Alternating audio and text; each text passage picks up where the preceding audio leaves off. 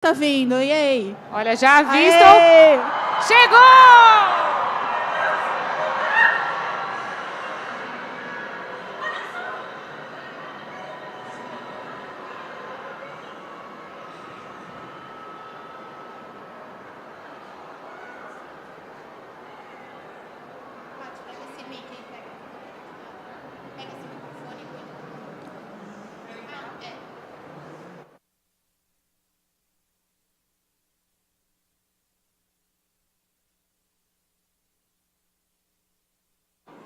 Esse é o meu?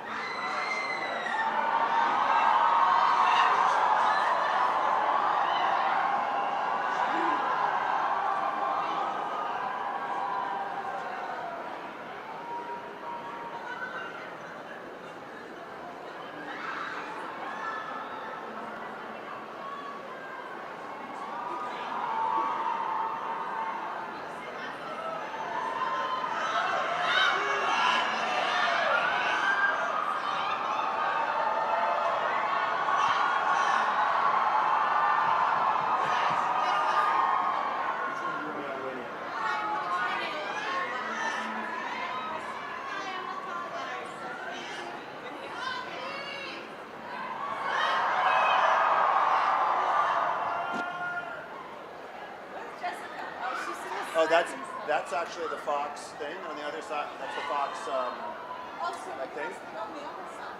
Why are we on that? We're probably going. People go crazy if we're going. We should 100% go on with Chastain.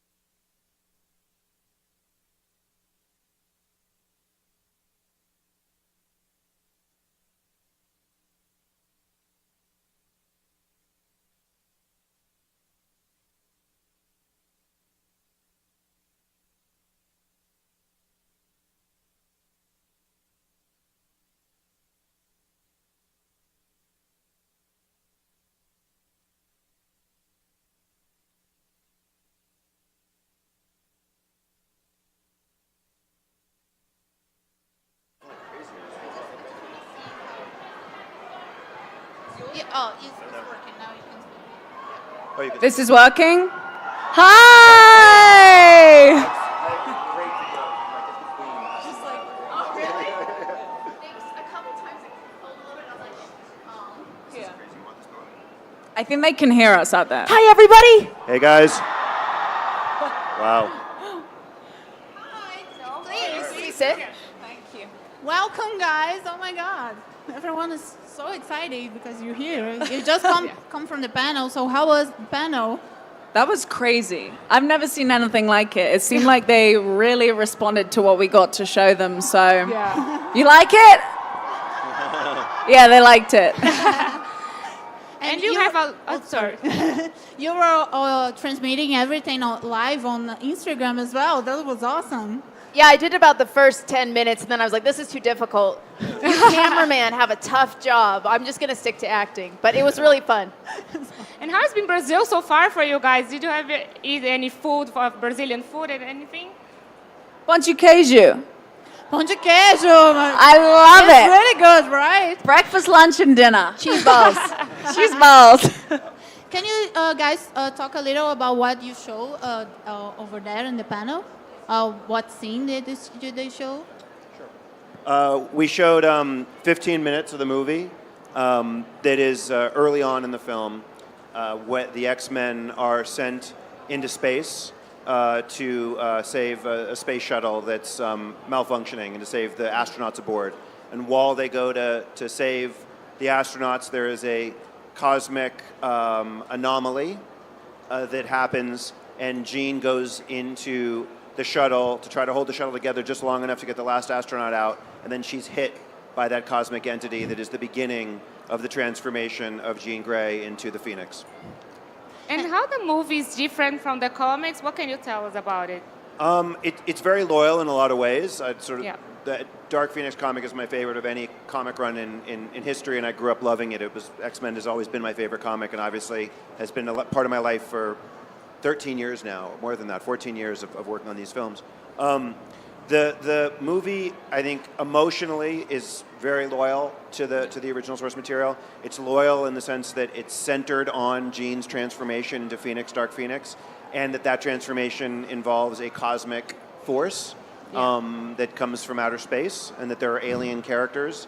I'm sitting next to the main one right now. That's why I'm wearing green. Exactly. In the movie. And then there are other ways that I really wanted to drill down and focus on the characters and go as in-depth as they did in the comic, which means in the span of a 2-hour or so movie, you can't tell everything that was in the Dark Phoenix saga. And so there's certain things that aren't in the film, but I think fans will see that I myself am a huge fan and geek, and I was just loyal to what I would want to see in a film. Yeah. And Jessica, how is to play an alien? So what can you talk a little about your character for us? I liked playing an otherworldly being. Can I say alien? Yeah, I liked playing an alien. No, it was a lot of fun. Most of my scenes were with Sophie. Yeah, all but one, I think. And I had a great time working with her, and also I really liked the language. The scenes were very well written, and I got to fight some X-Men, so that's fun. And how was that? How is to fight an X-Men? Super easy for me. And I know that we're going to see a lot of the 90s, and I born in the 90s. I'm super excited. What can you tell us about the looks or the fashion, the music, yeah. Well, interestingly, when you look back at the 90s, they're not that different than right now. Like what both of you are wearing right now would work in the 90s. The 90s are trending now, so yeah. Yeah, so it's part of what I liked about the 90s is that I actually think that the style and the fashion and the hair and all of that didn't get in the way of the storytelling and the characters and the emotion and the reality of it. I think in some ways the 80s and Apocalypse made it a little bit larger than life because the hair and everything was so kind of ridiculous in comparison to today. And the 90s, it looks a lot like us. Yeah. And I wanted the movie, I want the audience to feel like connected to the film and like that it's someone in their family or themselves that could lose control, and what would happen if someone did. How would they stand by them? How long would they stand by them? What would it do to their family? What would it do to their friends? And that's really what this movie's about. It happens to be fantastical, but that's what it's about at its core. And Sophie, you were talking at the panel about how empowering was to play the Phoenix. So can you talk a little about how was this process for you? It was a long process. It started off with Simon and I having a chat in January before we shot the movie, and he kind of explained to me what it was going to be about and the main themes that we really wanted to capture and how grounded and character-driven and emotional the movie was going to be. And so immediately Simon and I kind of started working on like schizophrenia, looking at that, looking at dissociative identity disorder. And we kind of started workshopping things, and I was getting used to, you know, the feeling of having voices in my head and how that can really kind of tear you apart from the inside. And looking at themes of like abandonment and essentially it's what starts inside of her eventually begins to tear everyone else apart in her life, the XMen, her family, everything. So it's really a journey that she goes on, and it's a very emotional journey, and there's a lot of highs and lows, but it's kind of a beautiful one, and it's a girl learning to deal with the fact that she has something that I always liken to some sort of like addiction, like a drug addiction. It's that kind of thing where she just can't stop. And she's completely out of control, and so it was really fun to play that, but very grueling. And how was the relation with all the cast since you are new in this family? How was for you in the backstage and the behind the scenes with everyone? Everyone was really welcoming. I had met a lot of people before. I'd worked with James McAvoy before. And I felt completely comfortable. So I was all about playing jokes on people. That was like my favorite thing to do in the world. And so Soph and I teamed up, and we made a joke on James McAvoy, which was really fun. Can you tell us? Yeah, so there was a scene where, you know, he's supposed to be levitating in the air, and so he's wearing these wires. Yeah. And it was a very serious scene, and he was very serious. And then once Simon felt that he had the scene and the performance, the next take, as on action, he started to go up. You know the song, the Macarena? Hey, Macarena, na na na na na na. That song came on, and the people holding the wires made James do the Macarena as he was going up the stairs. That's awesome. And Soph and I started dancing. We had a good laugh.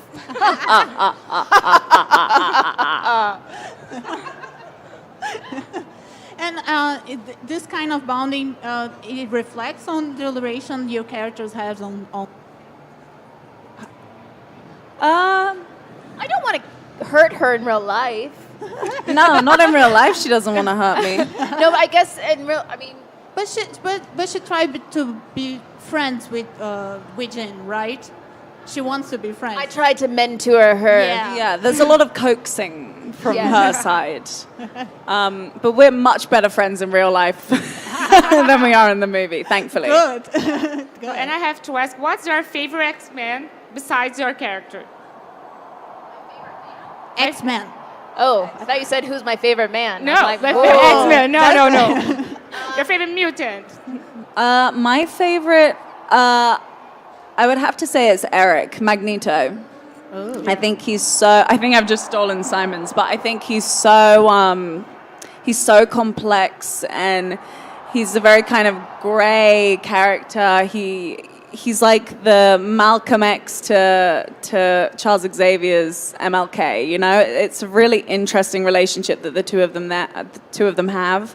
But he is just so complex and emotional, and I love his story. Yeah, and you, Jessica. I like Wolverine just because I had a crush on him for the longest time. And I was always going to the X-Men movies and looking at Hugh Jackman's abs. I was all about that, you know, and he was great. He was a fine actor in that movie. Yeah. You guys stole both my answers. You also liked Hugh Jackman's abs? Yeah, I stole both my answers. That's what I meant. I mean, I'll go with my real answer, which is Sophie's answer.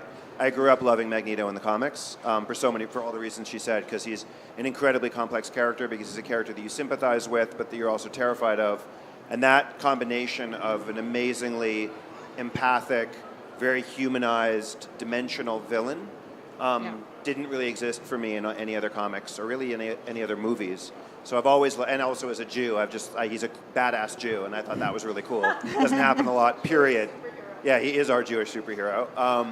So for all those reasons, I've always loved him as a character. But I also, and I'm not just saying this because Sophie's here, I always loved Phoenix as a character because for the same reasons. She's so complex. Yeah. And she's so powerful.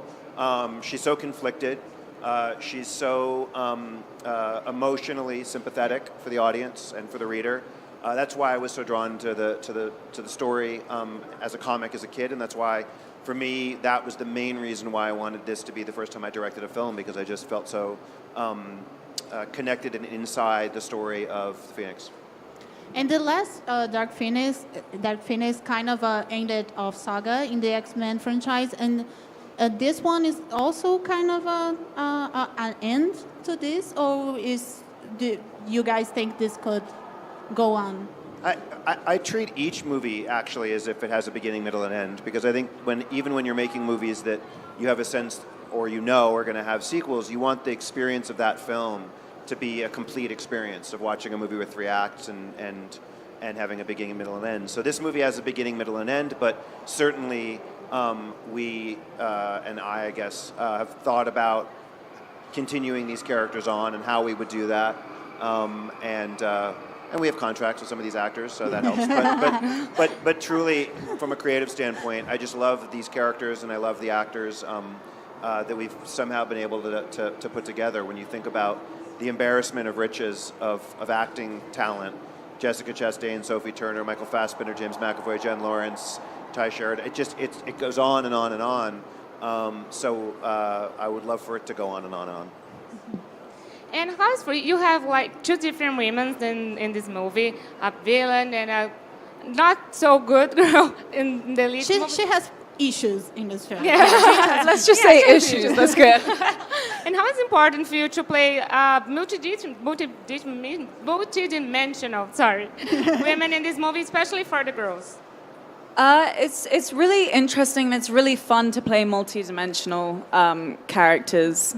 You mean like as in Jean and Dark Phoenix as 2 separate characters? Is that what you're talking about? Or just having a role that's or to be women that are complex and Oh, different. God, and, it's and amazing. All different sizes and shapes and ways it's of incredible. thinking. So, yeah. To know that I was playing a superhero and I had thighs and I had a belly and I felt great, but also to play a character that isn't just a side piece, like a girlfriend, like a daughter, a wife, whatever, to have a character that has so many layers. You get her full backstory in this movie and you get a complete, thorough, emotional journey is something that still needs to be worked on in the industry, and to have not one but multiple storylines like that in this movie is such a treat for us. I'm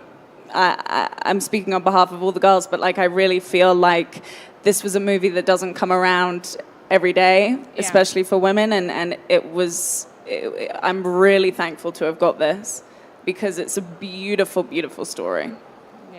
And it's perfect for the X-Men because the X-Men are always the comic books that have the best female characters, right? So, right. You have Storm and you have Jean and you have all these powerful girls and they're all so different from each other. So that's amazing.